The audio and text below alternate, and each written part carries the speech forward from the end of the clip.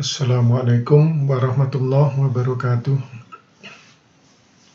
Pada hari ini, kita akan membahas tentang penciptaan alam semesta menurut Al-Quran.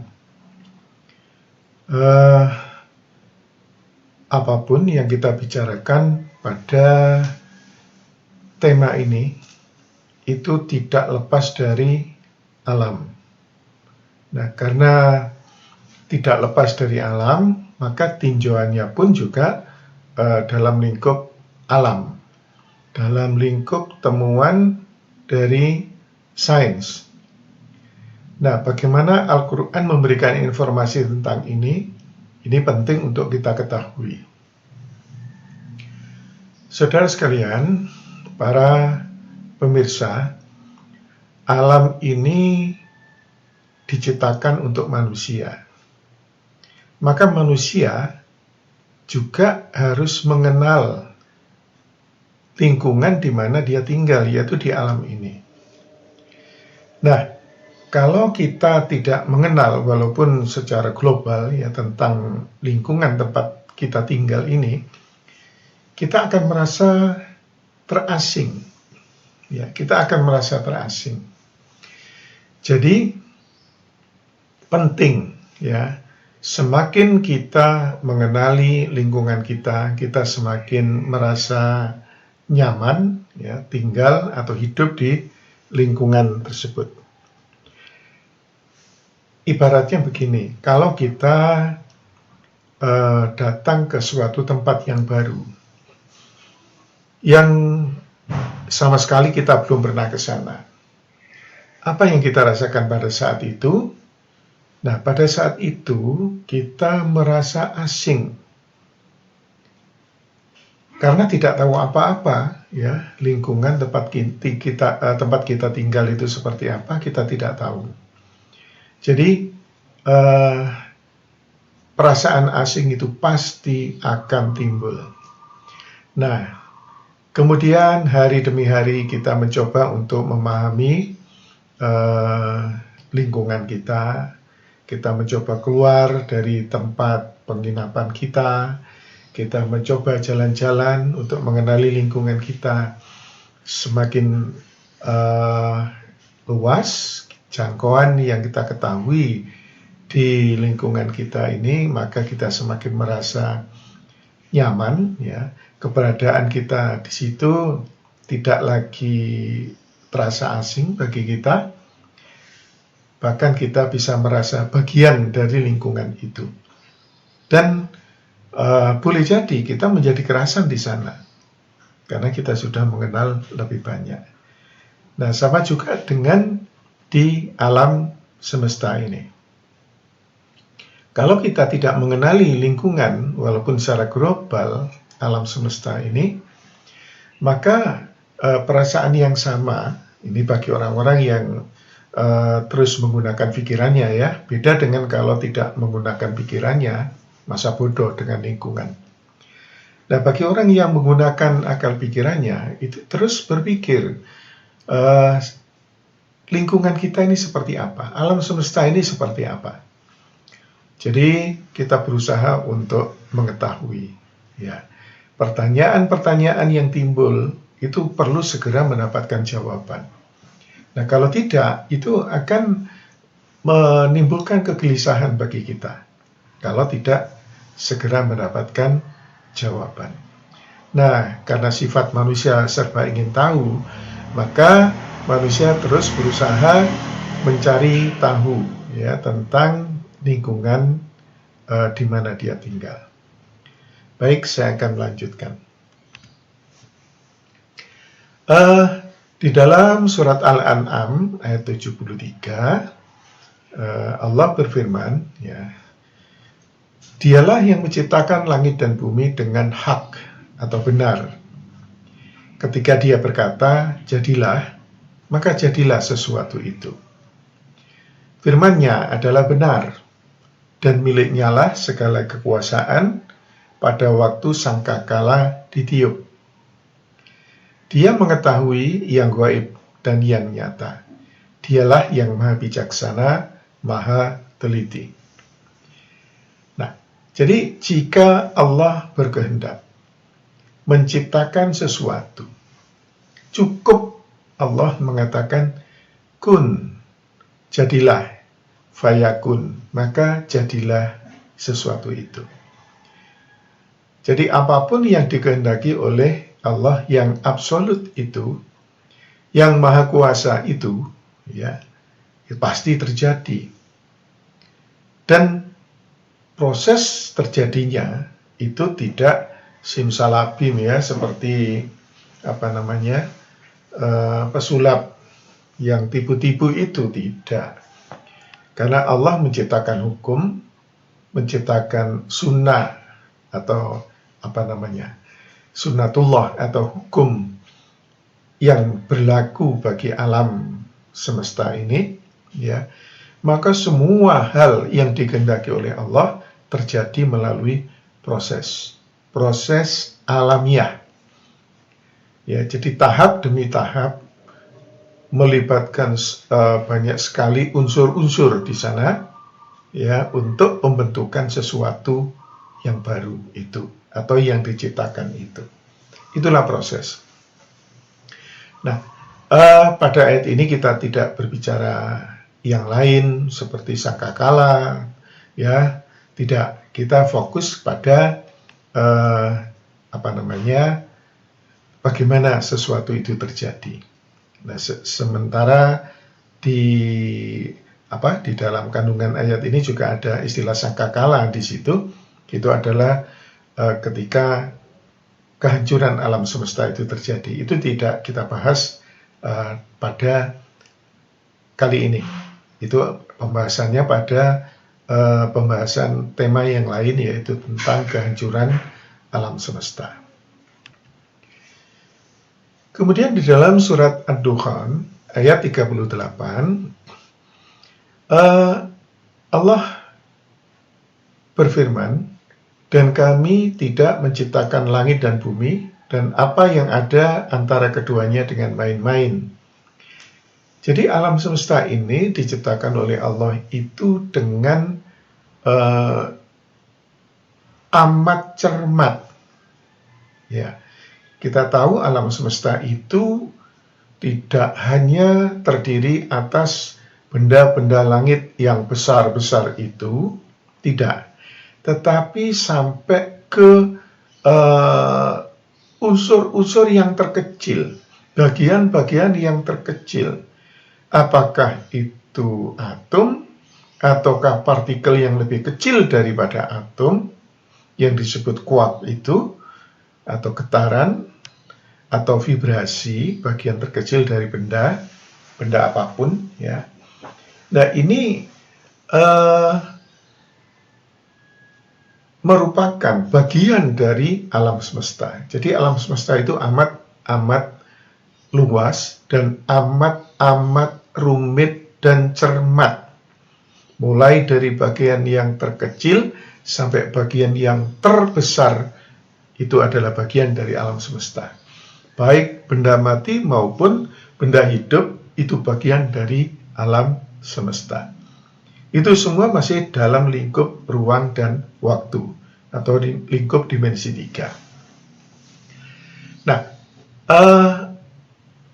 para pemirsa, kemudian seperti apa luas alam semesta itu? Sampai sekarang para astronom itu tidak tahu, ya, tidak tahu luasan alam semesta itu seperti apa, ya. Kemudian berapa jumlah galaksi yang ada di dalamnya, berapa jumlah bintang-bintang berikut planet-planet, satelit, dan asteroid yang ada di dalam galaksi itu, berapa jumlahnya, itu juga tidak tahu secara pasti. Di dalam alam semesta ini, menurut para astronom, diperkirakan ada 100 miliar galaksi. Galaksi itu gugusan bintang-bintang atau kumpulan dari bintang-bintang. Nah, dalam satu galaksi itu ada sekitar, ya, ratusan miliar bintang beserta keluarganya masing-masing. Maksudnya keluarga masing-masing itu keluarga bintang itu. Seperti bintang yang bernama matahari itu memiliki keluarga, ada 8 planet ya, 4 planet besar dan 4 planet kecil. Bumi kita ini termasuk planet kecil. Jupiter, Saturnus, nah itu planet besar. Itu termasuk keluarga tata surya. Nah, dalam satu tata surya itu tidak hanya planet yang menjadi anggotanya, tapi di situ ada juga satelit. Satelit ini adalah benda langit yang mengikuti planet. Jadi berputar mengelilingi planet. Jumlahnya berapa? Ya tidak sama. Kalau bumi kita ini satu satelit yang bernama bulan. Nah, planet-planet yang lain ada yang jumlahnya 3, ada yang 2, ada yang mungkin tidak punya sama sekali. Ya. Di samping itu juga ada asteroid, ya. Itu bongkahan batu-batu atau benda-benda padat yang lebih kecil daripada satelit, ya. Tapi jumlahnya banyak, ya. Seperti di Saturnus itu ada, ya, banyak sekali membentuk cincin gitu ya. Nah, itu baru di keluarga tata surya, keluarga matahari. Nah, bintang-bintang yang lain itu juga sama memiliki keluarga. Nah, di dalam satu galaksi yang bernama galaksi Bima Sakti itu ada lebih dari 200 miliar bintang. Ya, lebih dari 200 miliar bintang. Salah satunya matahari kita itu bagian dari keluarga galaksi Bima Sakti. Nah, satu galaksi saja kita sudah sulit membayangkan berapa luasnya, gitu ya. Apalagi alam semesta yang jumlah benda-benda langit, jumlah galaksinya saja diperkirakan 100 miliar galaksi. Sementara dalam satu galaksi ada ratusan miliar bintang. Nah, ini sampai sekarang masih belum diketahui batas alam semesta itu seperti apa. Sangat-sangat luas. Jadi, masing-masing benda itu, mulai dari yang terbesar sampai yang terkecil, itu ada kesaling terhubungan satu dengan yang lain. Ya. Satu diperlakukan secara tertentu akan berpengaruh kepada yang lain. Tapi kita tidak membahas itu pada kali ini. Itu ada bahasan-bahasan yang lain yang terkait dengan kuantum. Nah, saudara sekalian, kita lanjutkan. Sekarang konsep waktu di sisi Allah itu seperti apa? Di dalam surat Al-Hajj ayat 47. Ya, Al-Quran surat Al-Hajj ayat 47. Dan sesungguhnya sehari di sisi Tuhanmu adalah seperti 1000 tahun menurut perhitunganmu. Ya, seperti. Jadi ini merupakan semacam gambaran perbandingan gitu ya. Tapi ini kata 1000 tahun itu menunjukkan sangat-sangat banyak, sangat-sangat besar. Ya, jadi perbedaan sehari dengan 1000 tahun itu adalah perbandingan yang sangat-sangat besar. Jadi nggak bisa kita ukur waktu itu secara sederhana kita mengukurnya dengan ukuran 24 jam. Tidak. Ya, itu di sisi Allah seperti itu. Ya. Artinya, ya janganlah kita mengatakan kalau Allah berfirman terkait dengan hari penciptaan misalnya, jangan diukur dalam hari 24 jam. Ya, jangan diukur itu. Kemudian dalam surat As-Sajdah ayat 5, Allah berfirman, Dia mengatur urusan dari langit ke bumi, kemudian urusan itu naik kepadanya dalam satu hari yang kadarnya adalah 1000 tahun menurut perhitunganmu. Nah, urusan dari langit ke bumi ini adalah terkait dengan malaikat. Ya, Karena malaikat yang ditugasi untuk menyelesaikan ya urusan-urusan yang terkait dengan dunia ini, ya, bumi ini. Nah, perjalanan malaikat itu kalau dihitung kadarnya, 1 hari setara dengan 1000 tahun, menurut surat As-Sajdah ayat 5 ini. Ya. Jadi sama dengan tadi, ini adalah perbandingan yang sangat-sangat jauh, ya, sangat-sangat jauh, menunjukkan kata 1000 tahun itu. Dalam surat Al-Ma'arij ayat 4 ini pun juga sama. Malahan di ayat ini dikatakan sehari itu kadarnya 50.000 tahun, jadi lebih besar lagi, ya, lebih besar lagi. Nah, ini perjalanan malaikat. Nah, malaikat itu diciptakan dari cahaya, maka ukuran kecepatannya adalah kecepatan cahaya, bukan kecepatan orang berlari, bukan kecepatan orang naik pesawat tempur, bukan. Itu terlalu kecil, ya. Ukurannya adalah kecepatan cahaya. Cahaya itu berjalan dalam 1 detik, itu sudah menempuh jarak 300.000 kilometer. Ya. Nah, kita tidak membahas tentang itu ada bahasan yang lain tentang kecepatan malaikat. Nah, saudara sekalian, ini lagi-lagi menunjukkan tentang pengertian waktu. Ya. Nah, sekarang bagaimana penciptaan langit dan bumi? Ya, menurut Al-Quran. Nanti kita akan melihatnya juga bagaimana menurut sains.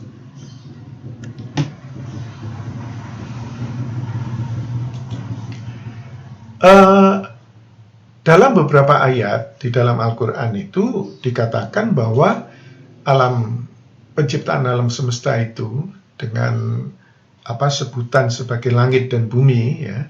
Bumi tempat kita berada, langit itu adalah alam space atau ruang di luar bumi yang sangat-sangat luas, yang tak terhitung, ya, yang tak terukur sampai saat ini. Nah, itu adalah alam semesta.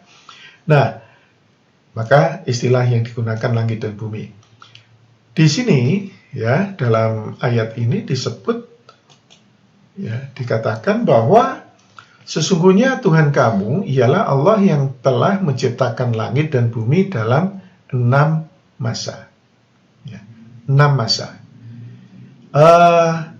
Sittati ayyam. Ya, jadi 6 masa. Jadi masa jangan diukur 24 jam, bukan. Ya, masa adalah satuan waktu yang tidak terdefinisikan dalam ukuran tertentu, ya, dalam ukuran tertentu. Jadi bisa dipahami sebagai periode lah, katakan 6 periode, di mana masing-masing periode tidak sama, gitu ya, tidak sama. Yang satu lebih pendek daripada yang lain, atau yang lain lebih panjang, ya, itu bisa seperti itu. Jadi secara spesifik tidak terdefinisikan berapa jamkah, berapa ribu tahunkah, berapa miliar tahunkah, itu juga tidak terdefinisikan. Itu satu periode penciptaan. Nah, ini ada 6 periode atau 6 masa.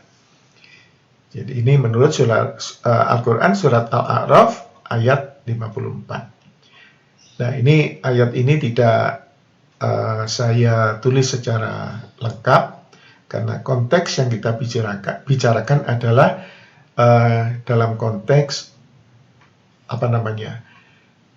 waktu penciptaan. Nah, kalau ayat lengkapnya ini, ya, ayat lengkapnya ini panjang, ya, jadi panjang sekali. Nah, kita tidak membahas secara keseluruhan, kita rinci kata per kata dalam pembahasan ini, tidak, karena kalau membahas kata per kata dalam setiap ayat yang kita gunakan dalam konteks penciptaan alam semesta ini, itu nanti terlalu panjang, ya, tidak kita bahas itu. Baik, kita lanjutkan. Kemudian pada ayat yang lain, ya, uh,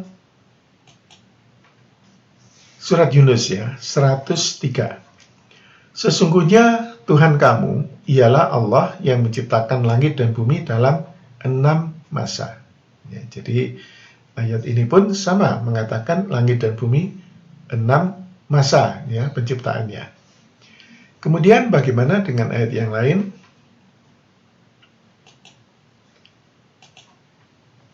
Ini juga sama. Malahan ada tambahan lagi isi ya.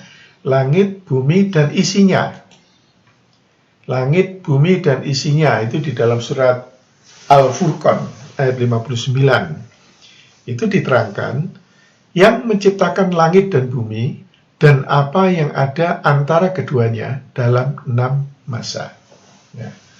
Jadi langit, bumi, dan apa yang ada di antara keduanya 6 masa. Jadi isi di sini. Ya. Isi bumi. Isi bumi itu ada yang di perut bumi, ada yang di dalam lautan, ada yang di daratan, ada di angkasa, ya. Yang terbang itu maksudnya. Itu diciptakan dalam 6 masa atau 6 periode. Kemudian di dalam ayat ini juga sama, langit, bumi, dan isinya ya. Dalam surat As-Sajdah ayat 4, Allah lah yang menciptakan langit dan bumi dan apa yang ada di antara keduanya dalam 6 masa. Ya. Jadi sama dengan ayat sebelumnya tadi. 6 periode, 6 masa. Kemudian kita lanjut. Nah, ini rincian. Bumi sendiri, ya. Bumi sendiri bagaimana informasi dari Al-Quran? Dalam surat Fusilat ayat 9. Allah berfirman, katakanlah, sesungguhnya patutkah kamu kafir atau ingkar kepada yang menciptakan bumi dalam 2 masa, dan kamu adakan sekutu-sekutu baginya. Yang bersifat demikian itu adalah Rabb semesta alam. Ya. Jadi di ayat ini diinformasikan bumi itu diciptakan dalam 2 masa atau 2 periode. Ya. Kemudian di ayat 10-nya, ya, Fusilat ayat 10, diinformasikan, dan dia menciptakan di bumi itu gunung-gunung yang kokoh di atasnya. Dia memberkahinya dan dia menentukan padanya kadar makanan-makanan penghuninya dalam 4 masa. Penjelasan itu sebagai jawaban bagi orang-orang yang bertanya. Nah, di dalam ayat 10 ini, itu informasi yang diberikan kepada kita bahwa isi bumi itu diciptakan dalam 4 masa, 4 periode. Ya. Baik, kita lanjutkan. Kemudian langit sendiri, ya, langit sendiri itu diciptakan, ya, dalam surat Fusilat ayat 12. Maka dia menjadikan 7 langit dalam 2 masa. Dia mewahyukan pada tiap-tiap langit urusannya. Dan kami hiasi langit yang dekat dengan bintang-bintang yang cemerlang, dan kami memeliharanya dengan sebaik-baiknya.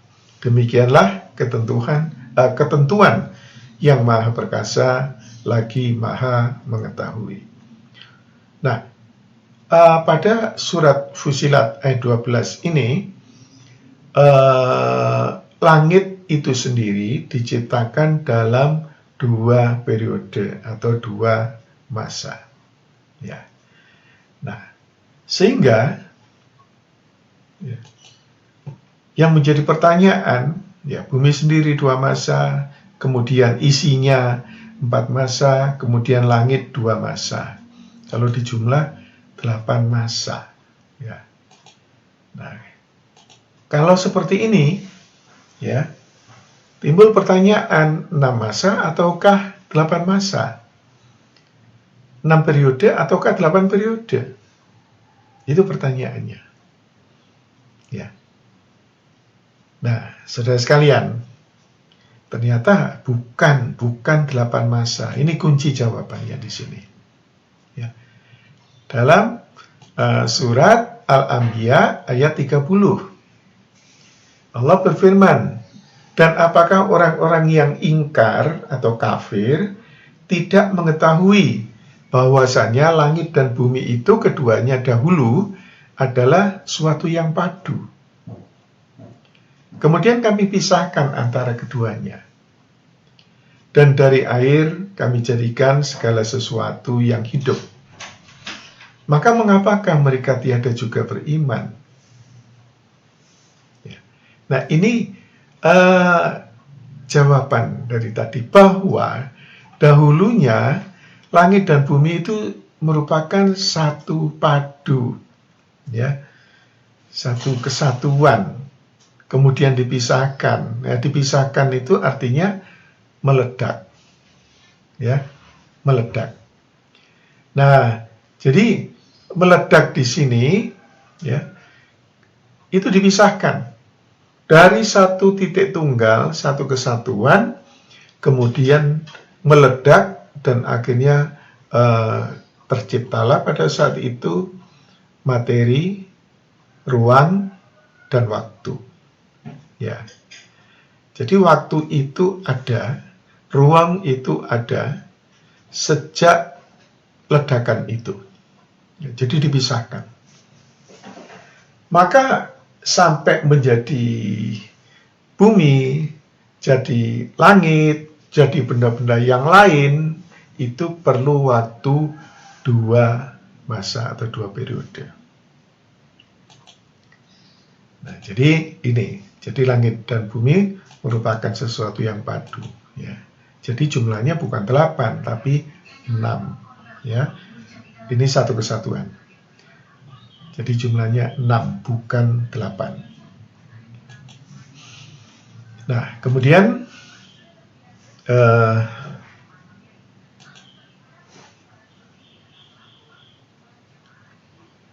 saudara sekalian, sekarang bagaimana terkait dengan ledakan itu? Ya, kita kembali ke ayat ini, surat Al-Anbiya ayat 30. Ya. Ayat lengkapnya ini, ya. Nah, ini terjemahannya, ya, sebagaimana yang tertulis tadi. Jadi dahulu langit dan bumi merupakan sesuatu yang padu, kemudian dipisahkan oleh Allah. Nah, bagaimana sains meninjaunya? Ya. Jadi seperti ini. Ada ledakan dahsyat, ya, ledakan dahsyat dari satu titik tunggal. Kemudian terpancar jadi materi, jadi ruang, jadi waktu yang terus berkembang, saling menjauh satu dengan yang lain melalui beberapa tahapan, ya, sampai akhirnya jadi seperti sekarang ini. Ya. Nah, gambarannya seperti ini. Jadi di dalam ini periode awal, ya, periode awal itu waktu mulai ada di sini ketika ledakan itu terjadi. Ya, ini disebut sebagai tahap, ya, tahap 1, katakanlah begitu, ya. Waktunya, ya, periodenya pendek sekali, 10 pangkat minus 43 detik. Ya, jadi pendek sekali. Masuk ke periode kedua, ya, itu waktunya agak lebih panjang, yaitu 10 pangkat min 32 detik. Suhunya di sini 10 pangkat 27 derajat Celcius, sangat panas. Ya.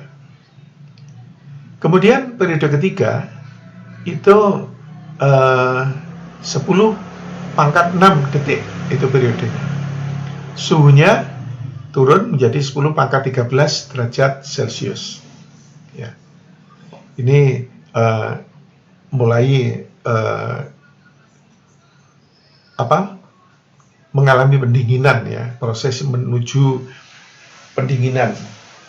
Kemudian periode keempat itu 3 menit, ya, 3 menit periodenya. Periode keempat, ya. Maaf, ini periode ketiga tadi 10 pangkat min 6 detik, suhunya 13 derajat Celcius, sementara periode keempat menjadi 3 menit. Ya, itu satu periodenya. Suhunya 10 pangkat 8, ya. 10 pangkat 8 derajat Celcius. Jadi semakin turun lagi. Kemudian pada periode berikutnya, periode kelima, ya, itu waktunya adalah 300.000 tahun, ya, 300.000 tahun. Nah, itu periode kelima. Jadi sangat panjang, ya. Kalau dibandingkan dengan periode sebelumnya, periode keempat itu 3 menit. Periode kelima 300.000 tahun. Suhunya turun lagi menjadi 10.000 derajat Celcius. Nah, kemudian periode ke-6 itu 1 miliar tahun. Ya, 1 miliar tahun, suhunya turun drastis menjadi minus 200 derajat Celcius. Ya, itu periode ke-6. Kemudian periode ke-7, ya, periode ke-7 ini 15 miliar tahun. Suhunya turun jadi minus 270 derajat Celcius. Nah, setelah itu baru bumi sudah siap ditempati. Nah, kalau dihitung dari awal sampai bumi siap ditempati itu perlu waktu 15 miliar tahun. Nah, ini menurut perkiraan para astronom, ya. Ya, tentu didasarkan pada ilmu yang terus berkembang, yang dipahami sampai saat ini, ya. Apakah itu tepat? Ya, tentu itu masih merupakan perkiraan, ya. Di sini kita tidak memerlukan ketepatan nilainya, tetapi yang kita perlu memahami adalah periode proses ledakan pertama sampai bumi siap ditempati itu perlu waktu yang panjang. Perlu waktu yang panjang. Sangat-sangat panjang. Ya. Jadi itu kun fayakun, jadi Allah berkehendak menciptakan alam semesta ini, fayakun, maka terjadilah, itu adalah proses, ya, proses yang sangat panjang. Jadi tahapan-tahapan itu adalah memang batasan yang rigid, ya, yang memang benar-benar berbeda antara tahapan pertama dengan tahapan kedua. Bukan samar, tidak, ya, memang berbeda, ya. Nah, saudara sekalian, kita lanjutkan sekarang. Nah, ini ilustrasi yang lain, ya. Ledakan pertama itu sana, ya, kemudian terus berkembang, ini sampai siap ditempati oleh manusia. Nah, sebelum manusia ada binatang-binatang besar, ya, seperti dinosaurus dan sebagainya itu, ya. Nah, sekarang bagaimana penjelasan tentang ledakan pertama itu, ledakan besar itu, atau yang disebut Big Bang. Kita lihat video ini. Saya penuh dengan penemuan ilmu pengetahuan masa kini. Kesimpulan yang didapat astrofisika saat ini adalah bahwa keseluruhan alam semesta beserta dimensi materi dan waktu muncul menjadi ada sebagai hasil dari suatu ledakan raksasa yang terjadi dalam sekejap. Peristiwa ini yang dikenal dengan Big Bang membentuk keseluruhan alam semesta sekitar 15 miliar tahun yang lalu. Jagat raya tercipta dari suatu ketiadaan sebagai hasil dari ledakan satu titik tunggal. Kalangan ilmuwan modern menyetujui bahwa Big Bang merupakan satu-satunya penjelasan masuk akal dan yang dapat dibuktikan mengenai asal mula alam semesta dan bagaimana alam semesta muncul menjadi ada. Sebelum Big Bang, tak ada yang disebut sebagai materi. Dari kondisi ketiadaan, di mana materi, energi, bahkan waktu belumlah ada, dan yang hanya mampu diartikan secara metafisik, terciptalah materi, energi, dan waktu. Fakta ini yang baru saja ditemukan ahli fisika modern diberitakan kepada kita dalam Al-Quran 1400 tahun yang lalu.